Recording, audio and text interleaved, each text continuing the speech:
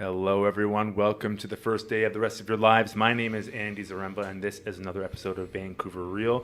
We have an excellent interview lined up for you today, and actually a repeat interview, but we'll talk about that maybe in a little bit. But as usual, behind the helm today is Mike, and we are recording out of Floathouse at 70 West Cordova Street in downtown Vancouver, BC. And Floathouse.ca is our website, and we specialize in flotation therapy. And actually, at this location in Gastown, we also have cryotherapy, which is a separate business, but another holistic modality service. And they can be used in very intimate complementary elements, I would say. Like we have the stimulating cryo effect, and then the relaxing flotation effect. So go check us out. If you want to learn about flotation therapy, we have actually a really good video on YouTube, 6 minutes long. Just type in "what is floating" and you'll find it as the top hit, and it really breaks it down quite quickly. So if you're intrigued by that and you want to give it a shot, you can use the promo code VancouverReal and save 20% off a single float. Excellent. Yeah, I haven't floated in about 2 weeks, which is pretty long for me, and I feel like it's accumulating. And this time of year, I feel like just staying on top of stress is so important and not letting it accumulate in your body. And I think going into a float tank and just breathing it out, it is like a meditation intensive. That's how I think of it, because it's just a completely different environment when you're meditating at home or in a park or wherever.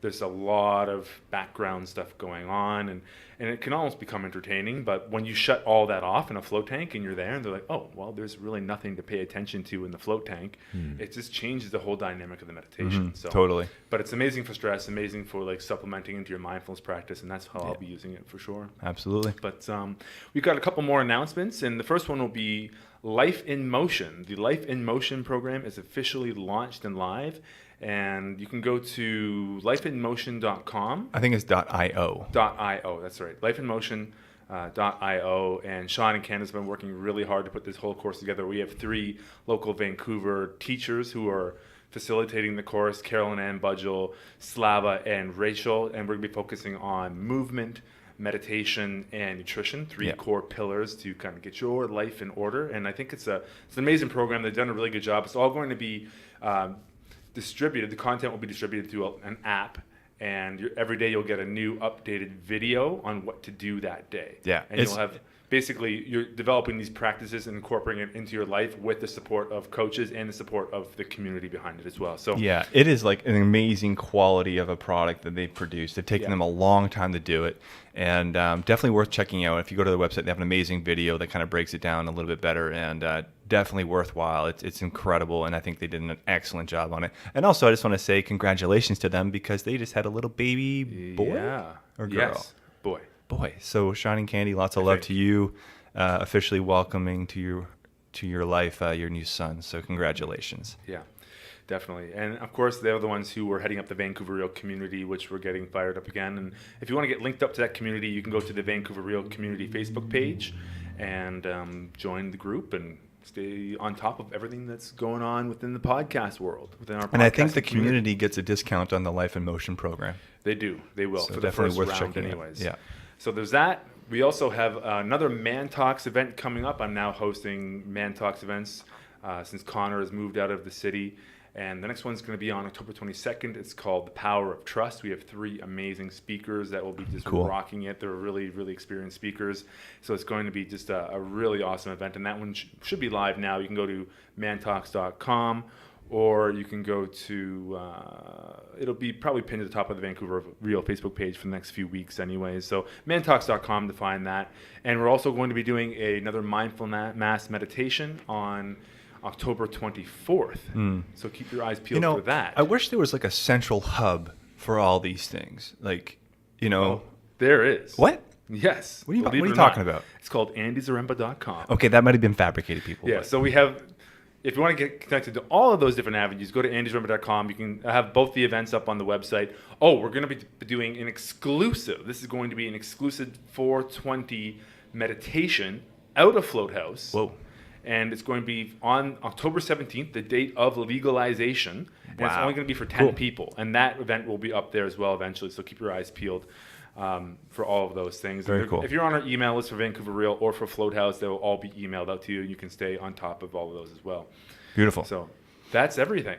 All right. Well, what's going on today? Advertisements. Well, today we have Well, I would say a repeat guest, but I'm going to say we're repeating recording with this guest Yeah. because, well, you came out of a pretty tough transitory period of your life, and we did the first recording, and you weren't so sure if you wanted to put that out into the world. But I thought it was a great interview because it was super raw and vulnerable. Yeah. But you wanted to come back on and give another go. So, Dr. Nima, welcome to Vancouver Real. It's good to be back. And it's an interesting period. I look back and I see all of the growth that happened from then to now. And I feel like it's a sacred duty to share. Right, and this is what you're really working towards now. And you have an event coming up, and it's going to be called the Overview Experience, Yeah. Intimacy Upgrade. Yeah. And this is basically what you have learned from that past experience. Well, from 20 years of 20 years. of neuroscience, of the nervous system, of personal growth and development and transformation work that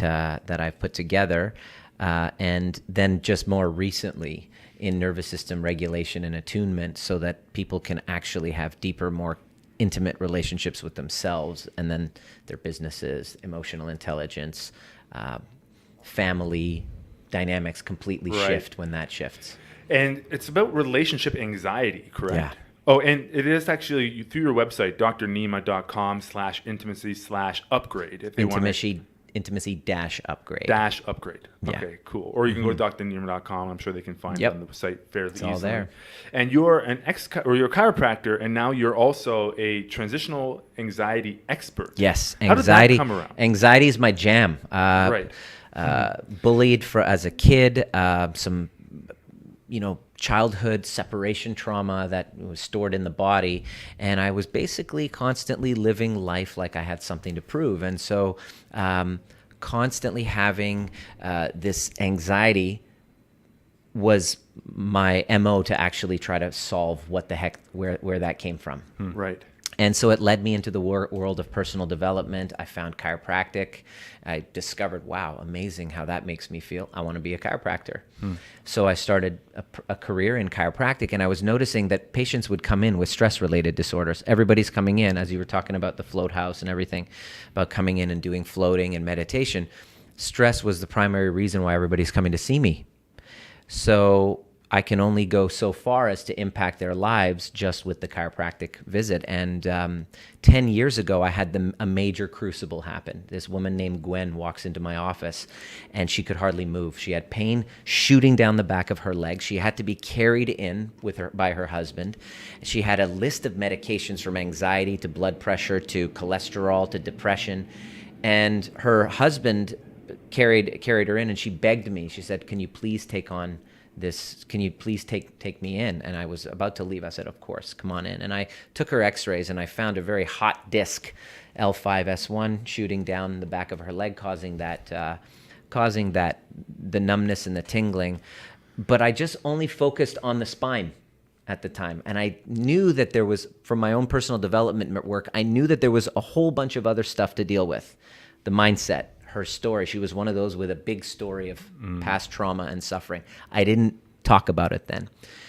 Did her adjustment. She got up off the table. She's like, "I feel better than I have in years."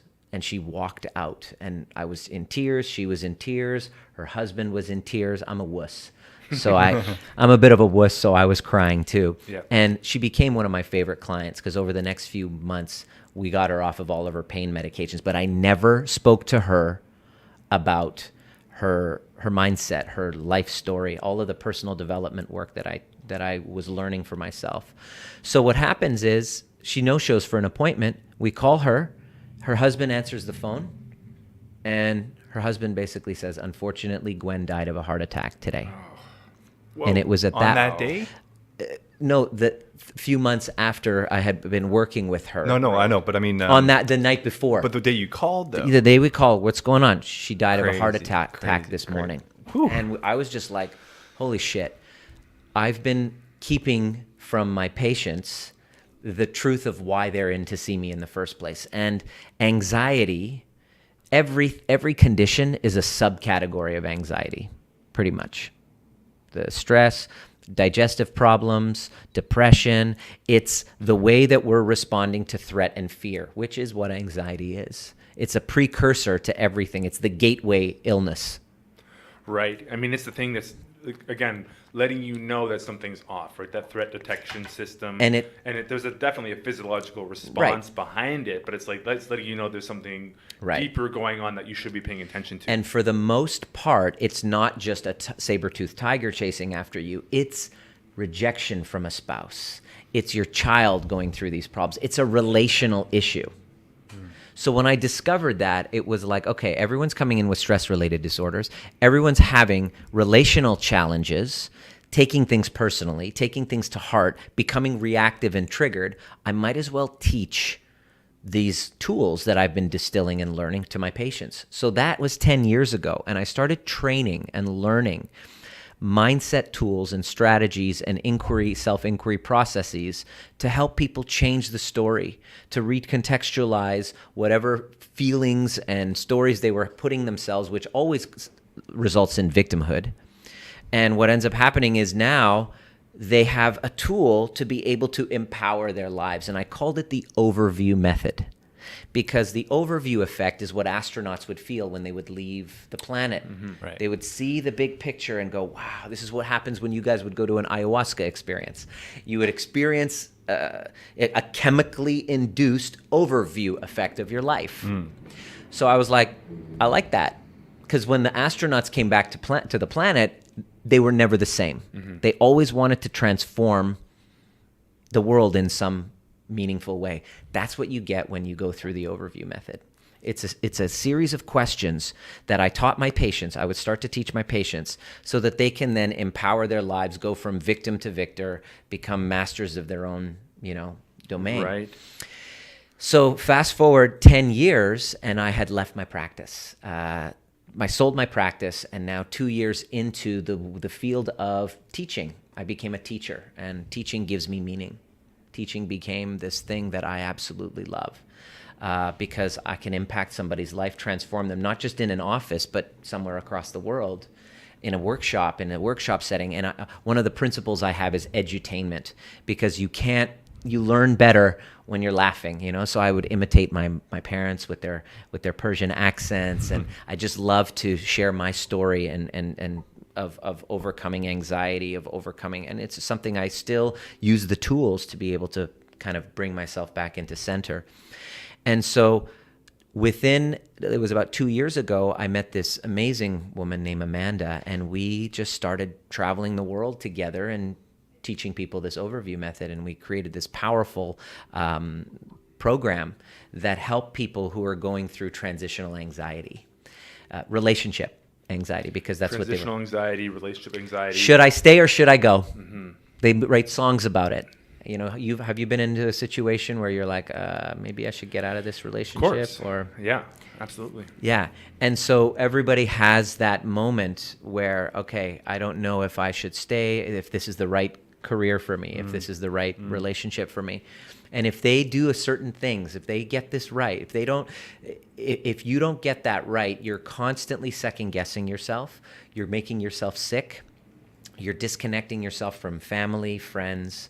And the biggest obstacle is your own ego, are those stories. And so the whole concept, have you heard of operational paradox? No. The concept of the mechanic with the shitty car or the cobbler with the broken down shoes. Okay. Yeah.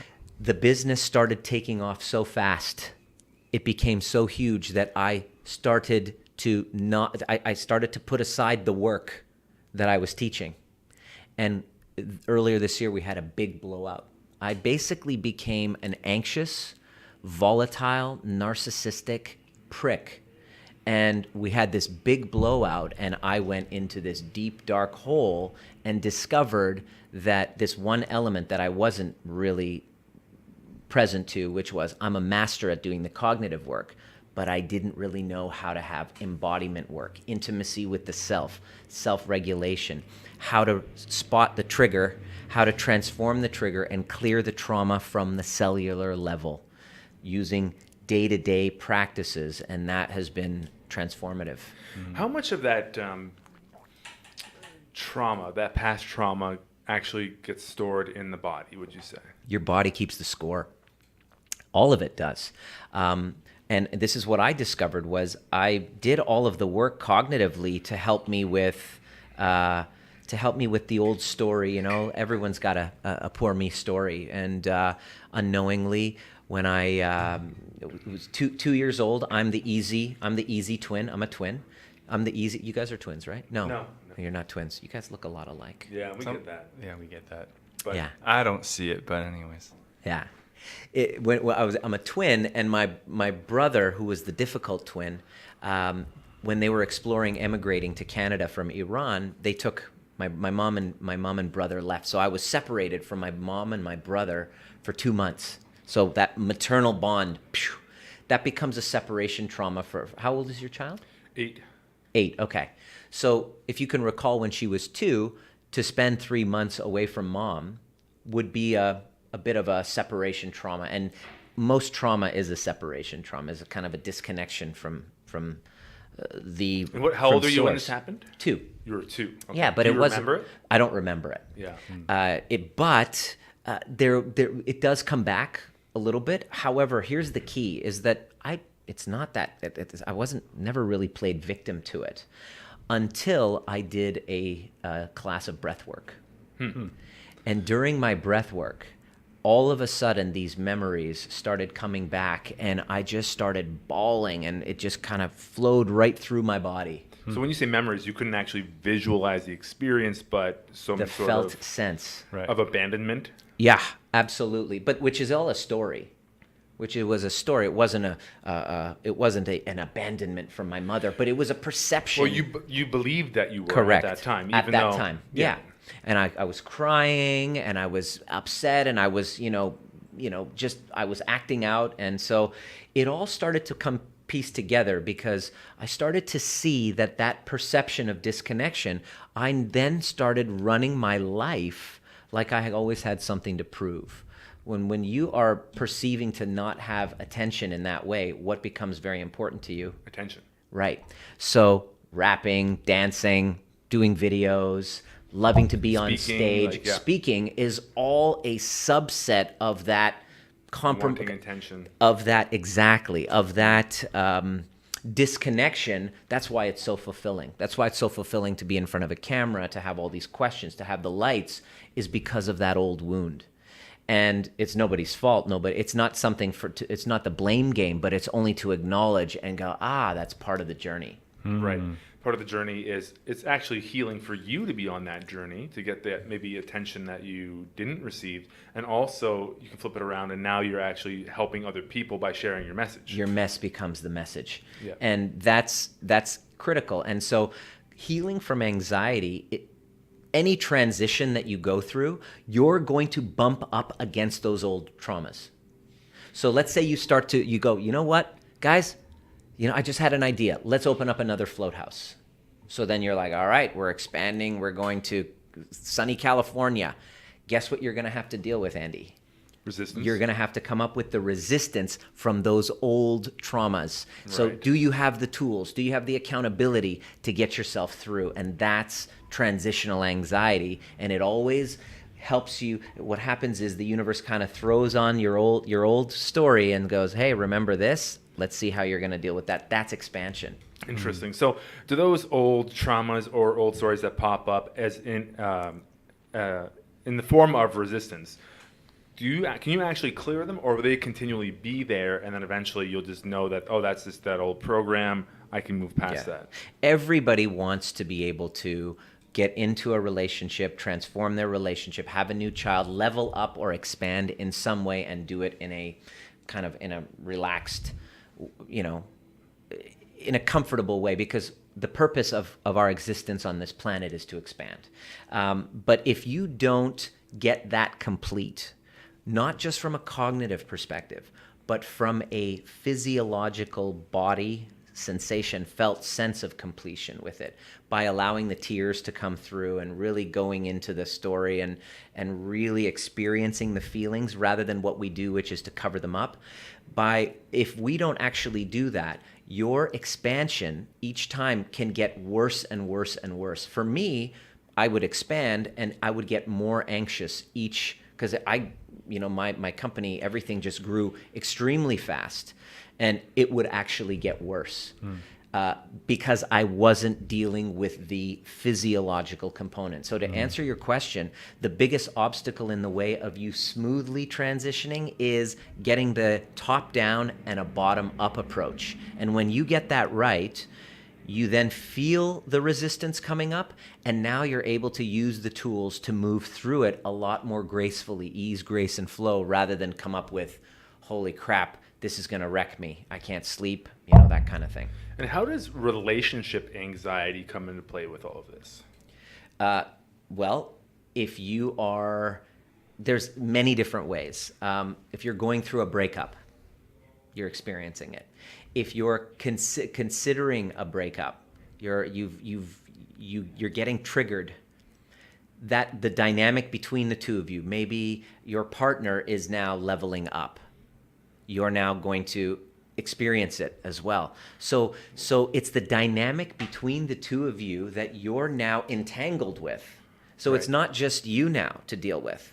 You're now responsible for self-regulating and navigating another person's regulation. So self-regulation plus co-regulation, that becomes even more trickier. And so without getting to the underlying intimacy with self and healing from those old wounds and using the appropriate tools, it just becomes completely like a gong show, which is what was happening with me. Right.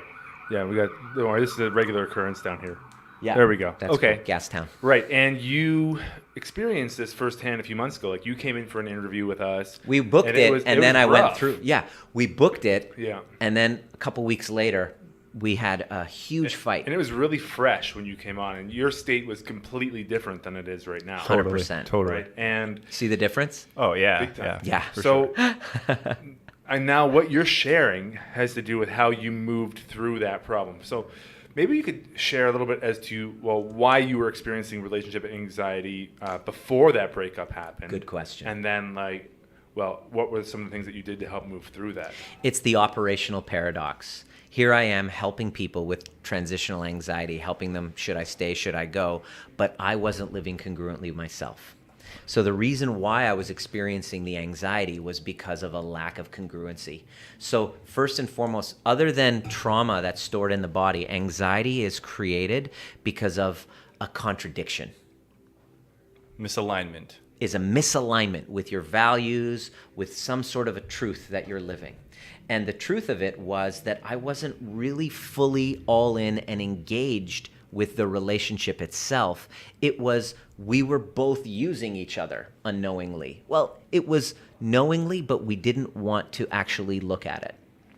And then I can only speak for myself in that my number one focus and priority, because I had left my chiropractic practice, I had this dream of speaking and teaching and really helping people with these specific problems with relational anxiety, that when I met my partner and she was 100% all on board with the vision, that the vision itself took precedence over me actually tending to the holes that were going on within the relationship.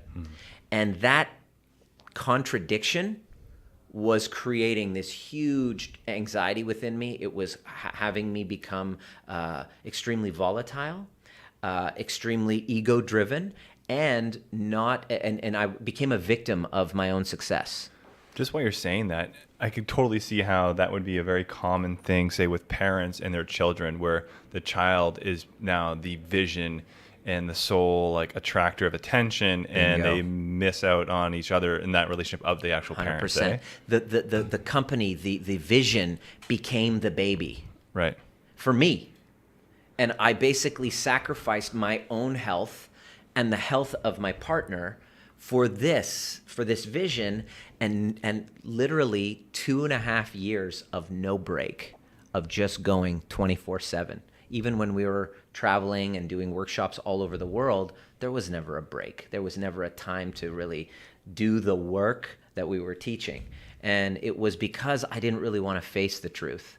and I didn't want to confront some of the incongruencies that was happening, and family dynamics, approval, that kind of thing. So this blowout served to actually have me go, like, there's two things. When you go through a crisis, this is why, I feel it's like a duty for me to share this. If you're not in your truth within yourself, within a relationship, within a company, you're either in crisis or you're a crisis waiting to happen. It's that simple.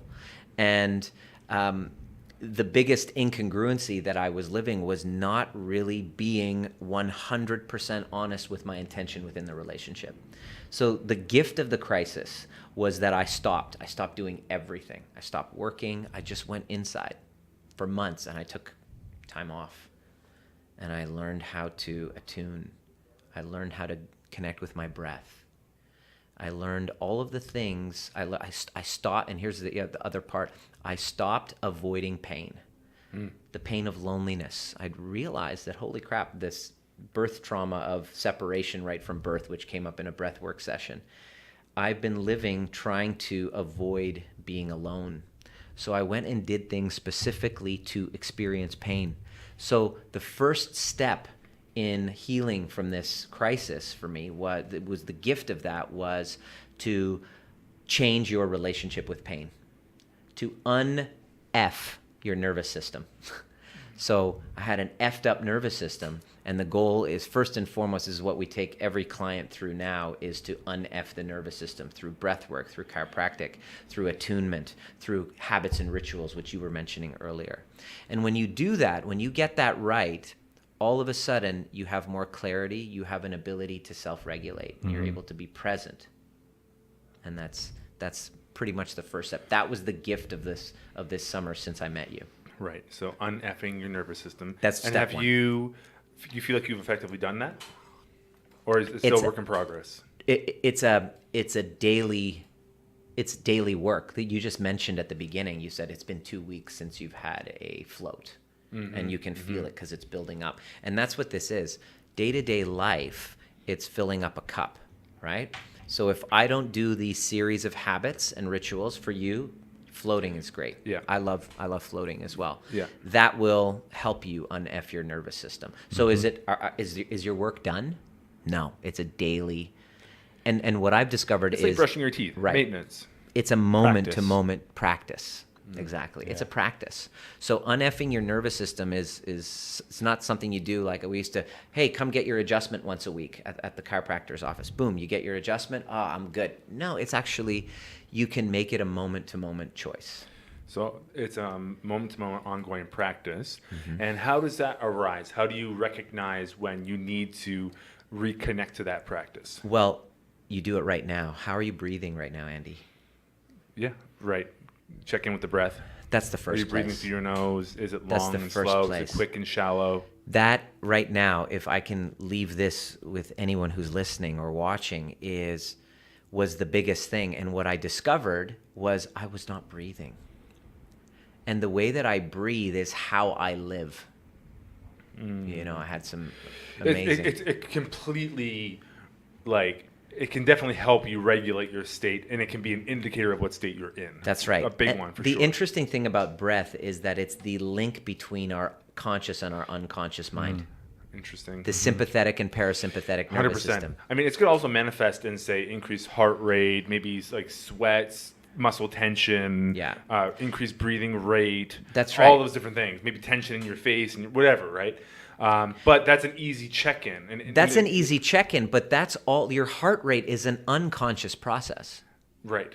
You can't literally the breath will become unconscious as well. That's right. But the breath is the link from unconscious to conscious. It's unconscious. Because you can consciously control your breath. Until you recognize, oh my God, Right. I haven't been breathing. And then I go, now it's under conscious control. And as I take breaths, I'm firing my parasympathetic nervous system, and I am making a practice. So is the practice ever done? No. Right. I So check then you're in with bringing breath. down all of those. You're down regulating everything. Exactly. And it's through amazing conscious how awareness. all those ancient traditions and spiritual tradition and practice, like, man, like they were all over the breath. Like they knew, and That's it. It's been huge, That's right? why- And the body. But like That's that's it. a really cool way of making, like, I've never heard it termed and coined and described that way, but just like it is the link between the conscious and unconscious. It's right Because there. you're not That's the aware key. of it Yeah. until you become aware of it, and then you can have complete control over it if you want to. If you want to exercise complete control. I'm doing it right now. Yeah.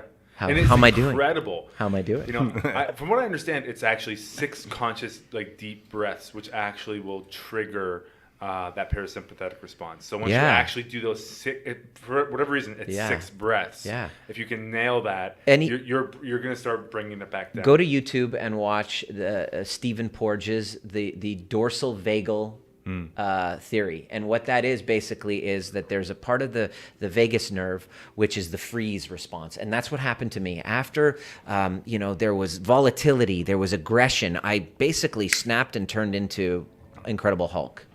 And when it happened, I was like, okay, how did that happen? How did I get there? How do I make sure that I don't ever get to that point again? And number 3, if I can figure that out, I want to change the world with it. Because there are people in abusive relationships. There are people walking out and they're treating their children this way. There are people in their companies, and they don't know that the shame of it is what's keeping it hidden, because people don't want to talk about it. You mean, say, when you have emotional blow-ups? Emotional blow-ups, volatility, physical violence, that kind of thing. Right, when you lose control. You lose control. You literally It's so funny, become a too. different person. When the emotional state like that takes over, like, who's really in control of that? Like, that is a weird one, because it's not you. You've experienced Something- that, right? Something kicks in, like, well, they say fight or flight, right? When Yeah. that sympathetic response kicks in, like, that's on. You go into a different- It's happening, but it's like, I think now it's like where that mindfulness practice can come in, is recognizing, oh, this is happening. Right. Let's do something with the breath control, which is, again, that link, like you had mentioned. This is a way you can sort of hack that process and maybe turn it around, because, again, fight or flight, when it's on, it's on. That's right. It's coming on. And right? I learned this from my family. I mean, they don't really. I mean, I love them dearly, but when something shows up, they don't have any conscious control of a reaction. Yeah. And when I saw that behavior in myself, I was like, all right, I got to figure this out. And as far as hacking it, once you get this right, you now have this art of self-regulation, emotional intelligence. Yeah. And that one thing can destroy a company, a relationship, create trauma in your family's lives.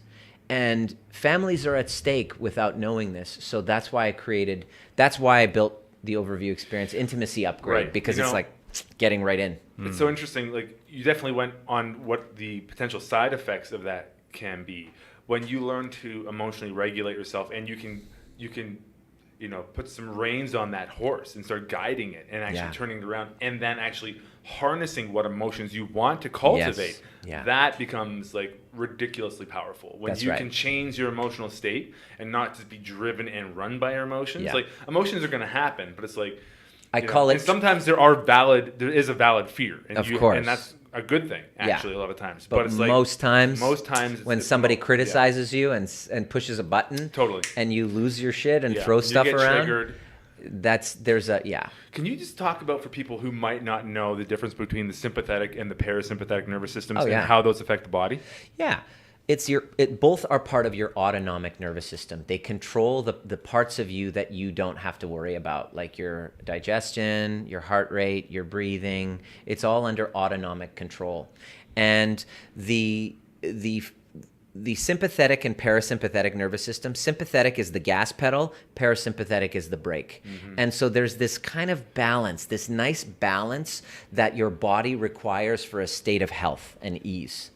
When we are perceiving in our environment more threat, the sympathetic tone kicks in, kind of like if I tell you something, let's say you were bullied as a kid and they called you something, they made fun of your hair. How Your dare hair- they? Your hair is This beautiful. hair? Your Get hair out is of it. beautiful. Look how But let's thick say they say Okay.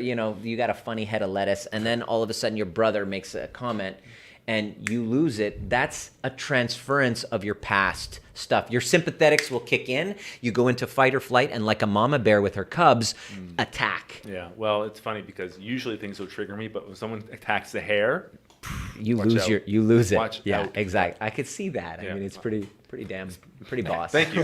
Okay, so that's So the this is fight or parasympathetic, flight. yeah, fight or flight, and the parasympathetic nervous system is the rest and digest. So you when you're being chased by, it's like look at it as being chased by a tiger. Your sympathetic nervous system gets kicked in. All of a sudden, the blood flow gets shunted to the areas that you're going to need to survive. Your muscles. It gets out of your digestive system. Your brain actually in that moment, your brain You're mobilizing glucose and glycogen, right? and blood flow. Right, yeah. It goes out of your cortical thinking. So that's why you can't think straight. You're like, who did that? What happened? Like, that's what happened to me. I was like, who did that? What happened? It's because the blood flow went from my prefrontal cortex, whereas the thinking, the regulation, creative, it goes into your limbic system, your emotional center, and it's 3/4. like survival. And when after things blew out, and when you saw me here last time, you can see it. I mean, you should do like a little video clip of seeing that. I mean, it was crazy because I was sitting down trying to do my work, trying to do the overview method, which was the series of self-inquiry tools to help me kind of clear all of the baggage around it and just to get clear on it. And I couldn't freaking do it because 3/4 of my brain wasn't working at the time. So that's when I learned other tools like breath, like attunement, to help get the parasympathetics kicked in. And so through breath work, you take that fight or flight or freeze, and through the breath and through doing attunement, neurosensory attunement, which is, as you're sitting here, how does your butt feel on the chair? What's the temperature on your skin? And you look around and I'm looking around in this environment. I'm scanning the room. I'm looking at things. What's happening as I'm doing these physiological somatic exercises? I'm now triggering my parasympathetic nervous system. Chiropractic care, getting an adjustment, triggers your parasympathetic nervous system to shuts down the stress response. That's why chiropractors you would get criticized. Like, oh, you guys claim to cure cancer with chiropractic care, but that's not what it is. It's not a cure for cancer. It's that cancer and heart disease and all of these illnesses is a body under a lot of sympathetic nervous system tone. So when you get an adjustment, you stimulate the parasympathetic nervous system and it relaxes and rest and digest. So people start to get better digestion, sexual reproduction, and all of that stuff happens through chiropractic and all of these other methods. Yeah, that's such a huge thing. Learning how to self-regulate, I think, is so big because so many people I feel like are complete, for lack of a better way of saying it, slaves to like their overwhelming emotions. Yeah, and I me think too. That was me. There's so many people, like, you talked about how like processing these emotions is really important because that's how you can actually work through them and potentially recognize them. So when you're in a relaxed state. Right. When you're easy to do on a weekend retreat. But you definitely don't need it when you're at work, in a relationship, with your kids. So it's when like, it again, happens in the moment. doing your best to recognize it and not becoming the Hulk. Right. I had to answer, when it happens in the moment, what process can I embody so that I can self-regulate, so that I don't have to consistently create like complete separation from my relationships, because reactivity blocks your intimacy. Yeah. And if I don't get that right, then people don't want to give me feedback in fear of my reactions.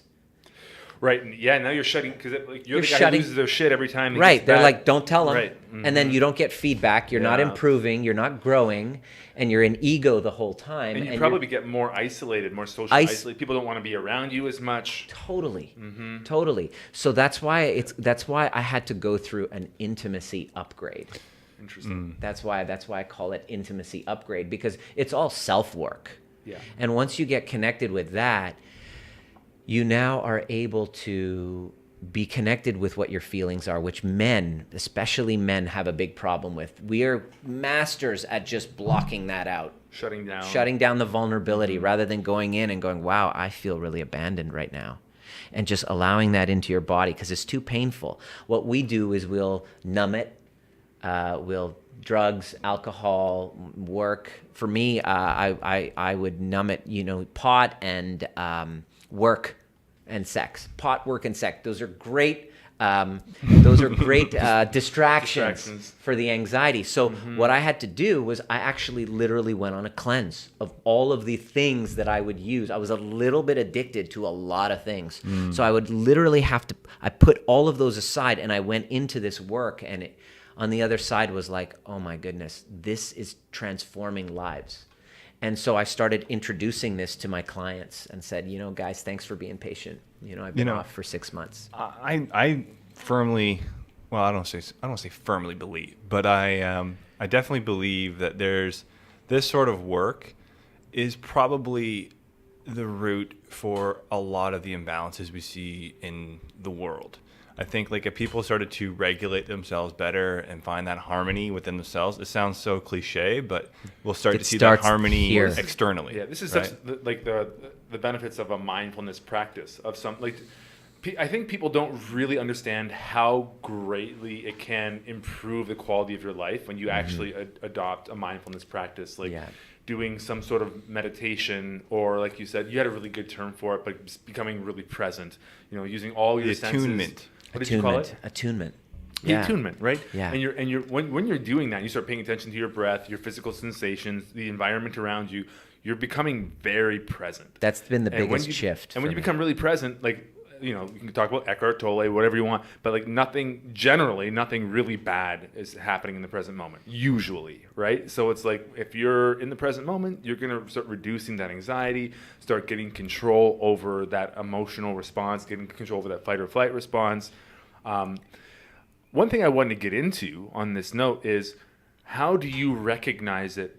Let's say the Hulk is poking his head out, and he's he's about to erupt and explode. Call it out. You call it out. Call it out. I'm feeling very angry right now, Andy, with you.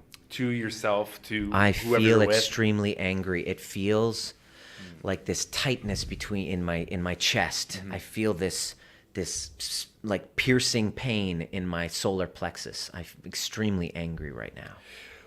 I guess, yeah, so call it out when you recognize it. Yeah. Some people don't recognize it until maybe they don't, It's a they go practice. into it completely. That's and right. now they're lost in this emotional state. And, Yeah. how can you become maybe more sensitive to when that starts coming on? Well, one of the things I do with my clients, we have a program, the Intimacy Upgrade, and we do these exercises together, and then we send them out into the real world, and then it's through practice.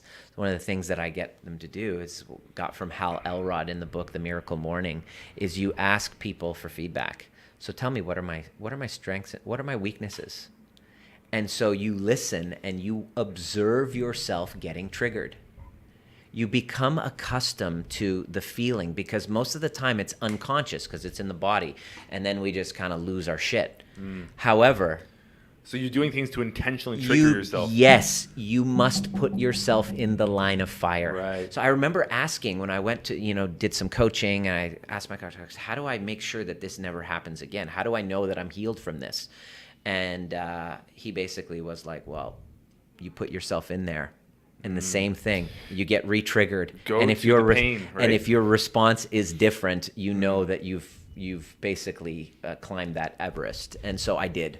So now what I do is I actually get my clients to do everything that I did to climb that mountain. Go straight into it. Yeah. Cold showers are a very powerful tool of self-regulation. So here's what you're doing. You're in the shower, you're having your shower. At the end, you switch it to cold, and then you go into your breath, and then you feel the pain, and you observe yourself in the pain.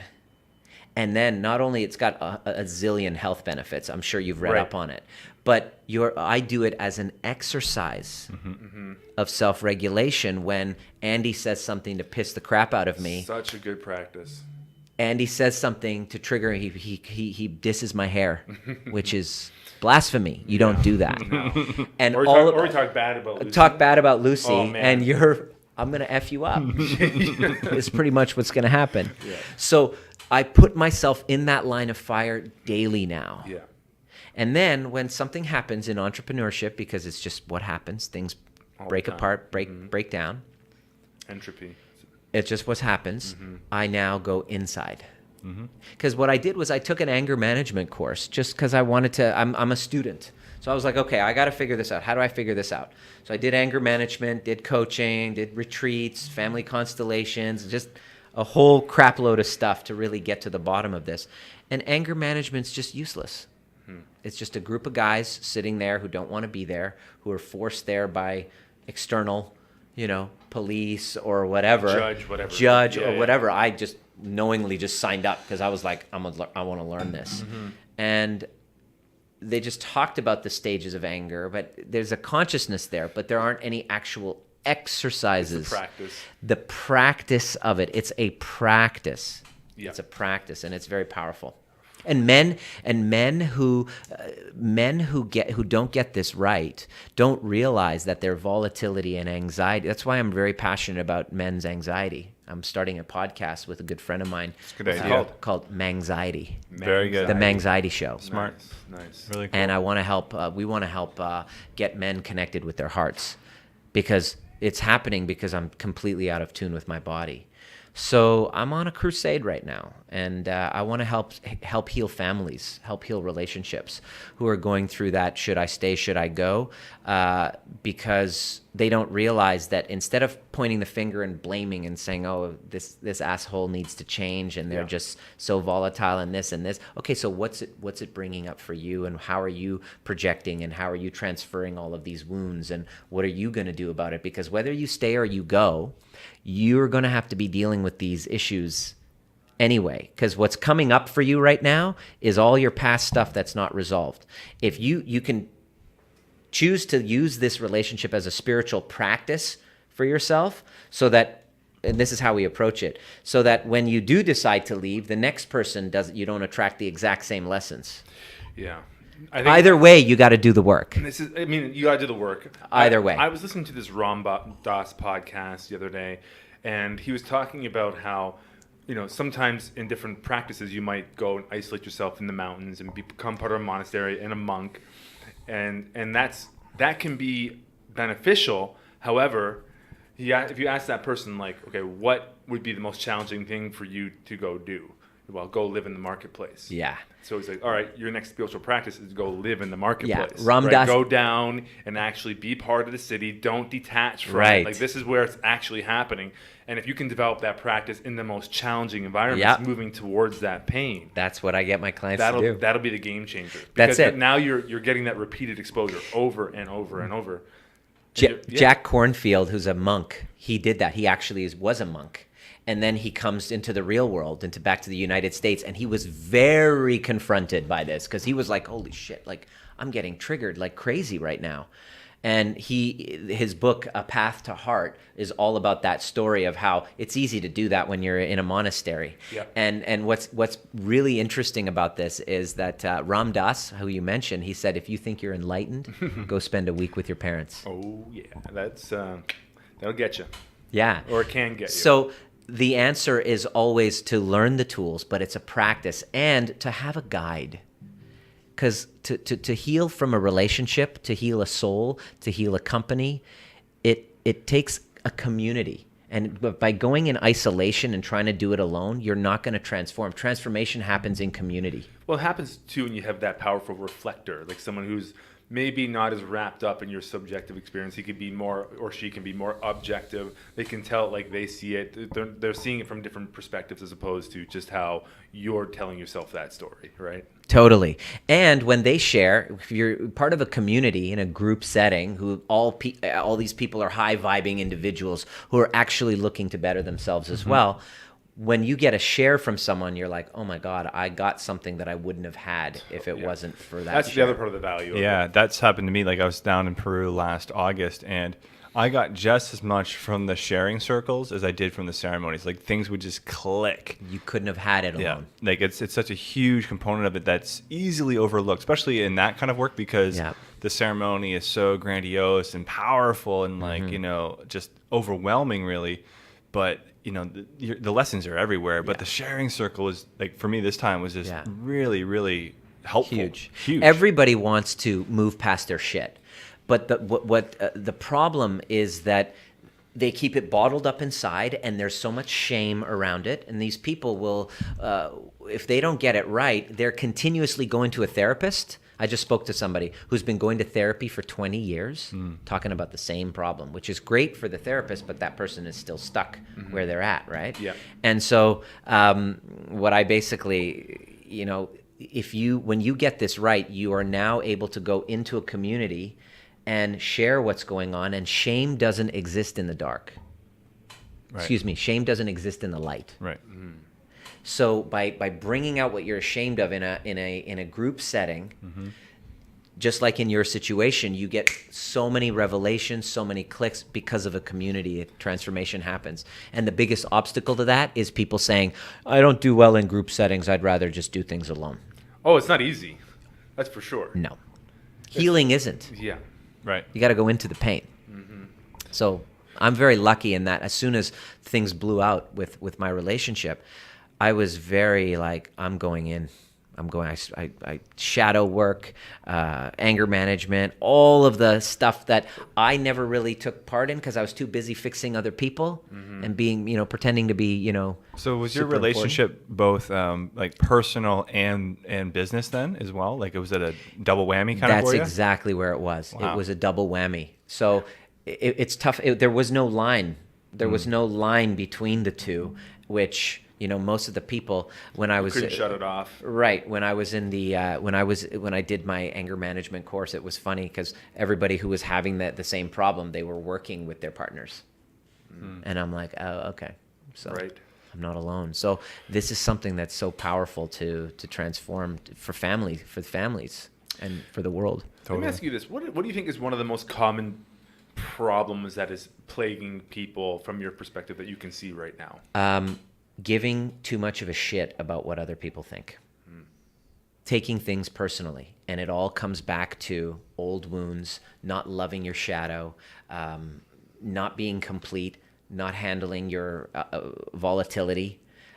When you become so preoccupied, you're stuck in ego, you take everything personally. So we live in a constant state of fear, and being right and looking good becomes the priority. And so that disconnects me from you. When I'm sitting here, I'm inauthentic if I'm trying to sit here and go, okay, so how can I look good? And, oh, that's not right. And let me defend. And so it's an intimacy issue. Especially when you're looking at everyone's curated social media, Instagram feeds with perfect photos. And here's the highlight reel of my life. And you start comparing that to your life. And you're like, wow, that looks pretty awesome. And my life is not nearly as glamorous or glorious as that, right? So it's that comparison game for sure. So, right. It's all about that. And it all comes back with a disconnection with your kind of wounded inner child. And men are very guilty of this. Women too, but I wanted to really connect with men on this because, the great work that Connor and you are doing with Man Talks, I am committed to really helping men get to the bottom of it and just open up that conversation. Yeah. That they And, like women too much have a ashamed of. natural, monthly regulation into their body via the moon cycle. Like that brings them into their body every single month, and then if Forces them in their body. Exactly, and I'm sure there's lots of complications, and some women have very poor relationships with their moon cycles, which I think is a healing element for women. Is like That's to right. develop a healthy relationship with the moon cycle, and there's lots of good women work happening right now in that kind of realm as well. I think Rising Women is one of them, and and then.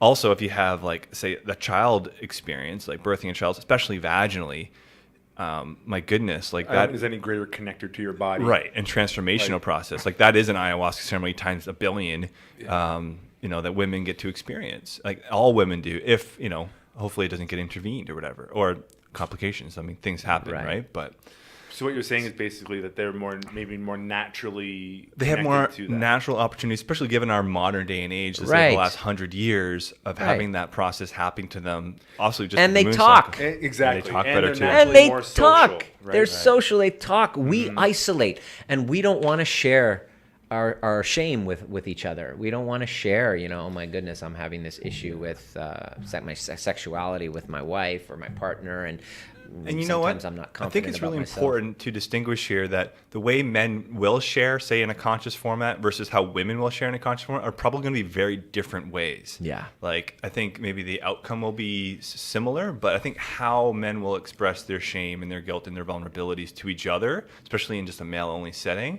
will sound and be different than how women do it. Yeah. Would you agree to that? 100%. Yeah, everyone does it in their own way. We do it in our own way, but the important thing is that to have the conversation. Tim Ferriss says that your success in life is determined by the number of uncomfortable conversations you're willing to have, and I now say is like your health depends on it too. Sure, 100%. Because I think where was I going to go with that? I have a question. I have a question ready to go. I don't remember. It'll come back to me. It'll come back. Literally, It'll come back. It's right there. Yeah, but it'll come back. Go ahead. Sorry about that. One of our, we don't do this enough. I really like these sort of standardized questions that, because it gives our listeners, I guess, more consistent answers to things that might be helping them. But if you could make a phone call to your 25-year-old self, what would you tell that person? Learn how to get into your body. Learn the art of self-intimacy. And I'm not talking sexuality. Learn embodiment. I would basically tell him to learn what I just learned over the past 6 months, and I would literally take him through my program first. I'd be like, if only you learned this. And I would basically teach him, I would say, learn how to navigate your triggers. Learn how to inquire. Learn how to become comfortable and curious rather than furious. Learn how to manage those emotions from a felt sense, not just cognitively. Right. And I would tell him, keep going the way you're going, because the failures you're about to have are going to lead you to that anyway. So high five. Right. Go for and you're it. 25 and you have potentially a lot more years in front of you to Yeah. remedy whatever you mess up. You're going to make it about you. You're going to make it about you. You're going to mess up. You're going to learn, and you're going to become a very passionate teacher because of what you've learned. Right. So prepare for a lot of pain is what I would tell them. What's the most important piece of advice you've ever received?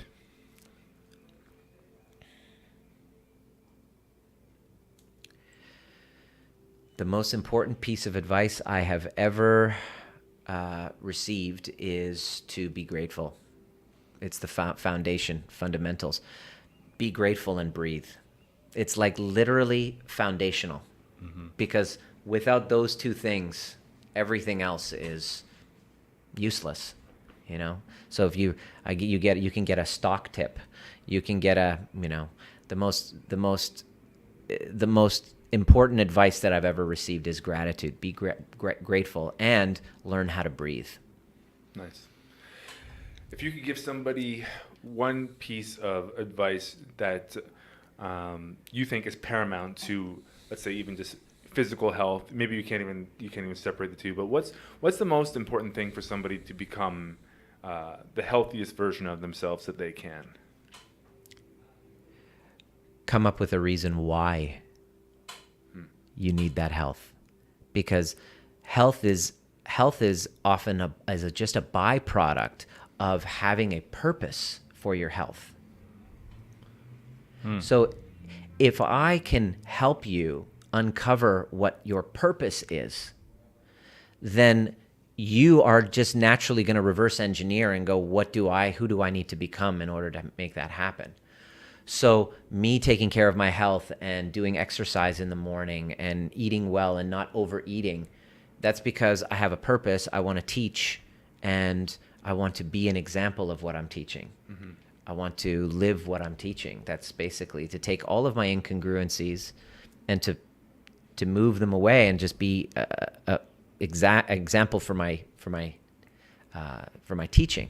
And so for you to be healthy, that might be, I want to be able to walk my daughter down the aisle and not feel like extremely exhausted, or I want to be able to play with my grandkids, Or be there for them. or be there for my grandkids. Once you have that, it's not like, oh, what do you say to be healthy? Eat less, move more, eat lots of greens, sleep well. We all know that. But why aren't we doing it? It's because we're not connected to a why. And we have old stories of trauma, of shame and guilt that we're beating ourselves up about that cause us to feel unworthy to have that purpose to be healthy for. No, it's amazing how kind of universal our subjective experiences are.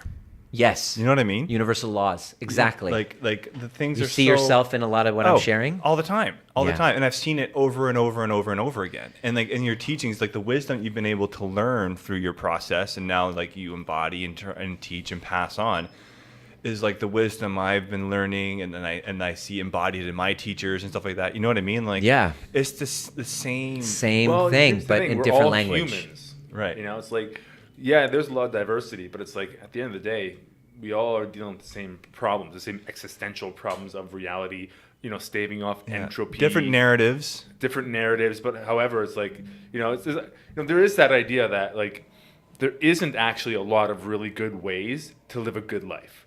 Like very simple. you think, oh, there's lots of different answers, lots of different ways to live your life. Well, not necessarily true. There's some ways that work a lot better than others. Yeah. And it's like, yeah, you can go out and experiment and you can go try new things, but it's like, I mean, you're rolling the dice, especially if it's never been done before. Like, you really don't know the outcome. Where it's like, you know, human beings are sort of on this track where it's like, that's what they say. Like, you know, if you can connect to, say, older wisdom, right, or even tradition, sometimes it's like if it works for most people, it's probably going to work for you, right? And that can be a bit of a dangerous Kind of like that statement. breathing thing. You know what I mean? Right. That whole breathing thing. Right, the It breathing might thing. work if it worked. Right. So it's 3,000 like, years like ago. a Right. human experience is a human experience. And we have a lot of the same constraints on our lives. We all have the same constraints on our lives. And it's like, well, not every way is the right way Yeah. to get you there. Yeah. Right. So, Yeah. and there are people who are more experienced, who are teachers that we can learn from, our elders, Mm-hmm. old traditions, ancient wisdom, whatever it happens to be. Yeah. Like they've been there, they've figured it out, they put Yeah. it into stories so we could learn from it. Right. Right. And we teach what we most need to learn. And so I just love teaching this stuff. Well, I think there's like the teachings, which is like a meta layer, and then there's lots of different paths Right. below these teachings. Right. You know, it's like I'll learn the same teachings or similar teachings for myself one way, and you know, and then other people learn them in different ways. But the teaching and the understanding, it's the same. Be grateful, connect with yourself, breathe, Yeah. eat less, move Embodiment, more, yeah. eat foods that are more alive than dead, embodiment, yeah, and clearing and being grateful. And that's the toughest part because the lowest form of spiritual evolution, we all start in a victimhood state. So if you are in a transitional anxiety and you're, you want to break through that and just kind of deeply connect and be intimate, what's stopping you often is your victim story, which isn't just happening with the current relationship. It's a transferred one from the past that you're bumping up against again. And it's wise for you to actually go through and work through, because if you don't get it right, you can dump this person, but then your next person is going to show it again.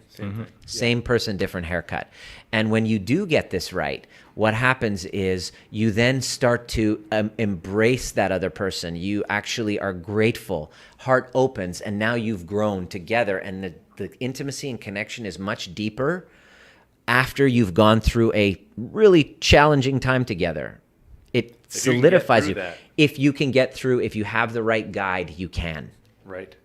That's the Right. key. Yeah, definitely. If you have the right guide who's been there. So You know, one of the common threads of all spiritual practices and talks is that life is suffering. Like, that's the baseline. You know, that's every old religion will say that, you know, and it's undeniable that everyone will go through suffering in their life. That's undeniable. So I wonder if that somehow relates to why we start off in a victim mentality, because we know eventually we will all suffer and we are all going to lose that battle eventually. No matter what we do, we're going to lose. Well, but then it's like trying to change your state from, say, like, you know, victim to, can I be grateful for what I have? Yeah. Can I be in enjoyment? Can I enjoy what I have? To be enthusiastic. Like, enthu means to be like, be with God. Like, enthusiasm means to be in like the state of like God. So it's like that that state progression, which you can actually, I think, like you said, like that conscious tipping point is like getting in touch with your breath, and that's when you can take control of your state and flip it around, as opposed to just being run by it completely unconsciously. Yeah, exactly. And there's two ways of doing it. Is that you need a top-down approach, which is to consciously shift that story,